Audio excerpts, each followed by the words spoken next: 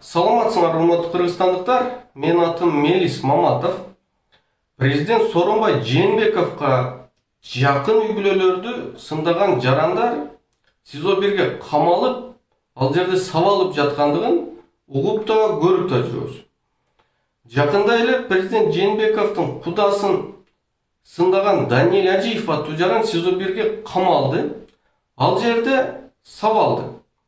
Президент Жээнбековго жакын деп аталган Райым Матраимовдун да былыктарын айтып чыккан жаран Эмиль Кимсанов ал дагы СИЗО 1 камалып, айоосуз сабалып жаткандыгын бардыгыбыз видеосун көрдүк.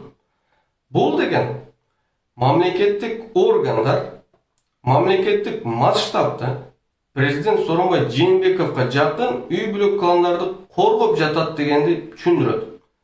Президент Сооронбай Жээнбековдун дагы коррупция менен күрөшүүдөгү позициясын так байкай алдык. Буга чейинки билдирүүмдө президент Жээнбековдун эл аралык мамилелерде өлкөбүздүн аброюн Африканын деңгээлине түшүргөндүгүн айтып берген болчумун.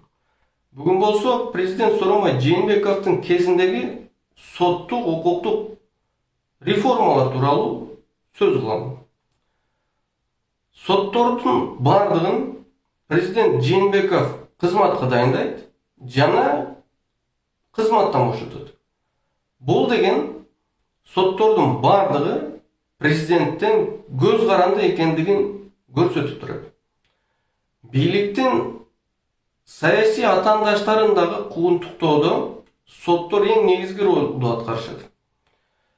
Саясий соттук процесстер бир нече өтүп жатат. Саясий соттук процесстин жөнөкөй соттук процесстен бир нече айырмасы бар. Эң эле негизгиси саясий соттук процессте учурда бийликтин өкүлдөрү таптакыр катышпайт. Чыккан чечимдердин негизинде мамлекетке келген зыяндын бир дагы пайызы өндүрүлбөйт. Ошол себептен учурда чыгып жаткан ТЭЦ боюнча, тарых музейи боюнча жана башка саясий процесстердин чечимдери толугу менен адилеттүү болду деп айтуудан алысмын.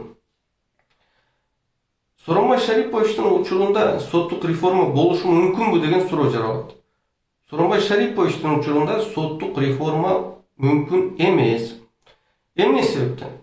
Эгер көз карандысыз мыйзамдын негизинде иш алып бара турган соттор пайда болуп калса, аларда биринчи эле кезекте Жээнбековго жана анын жанындагы үй бүлө кландарга суроо пайда болушу мүмкүн.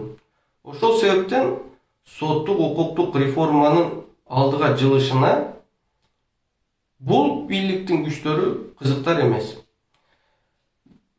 Элде жалгыз гана үмүт бар. Бул күздө болчу парламентке шайлоо. Ушул шайлоого бийликтин партияларын өткөрбөйлү. Бийликтин партиялары учурда 5. Биринчиси Биримдик, экинчиси Мекеним Кыргызстан, үчүнчүсү Замандаш, төртүнчүсү Канат Исаевдин Кыргызстан партиясы жана бешинчиси Төрөбаевдин Өнүгүү Прогресс партиясы.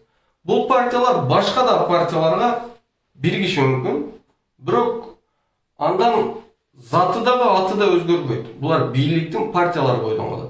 Ошол себептен күздө болчу парламенттик шайлоодо бийликтин партияларын өткөрбөйлү. Бул менин жарандык ой пикирим. Көңүл бурганыңыздарга рахмат. Бардыгыбызда ийгилик болсун.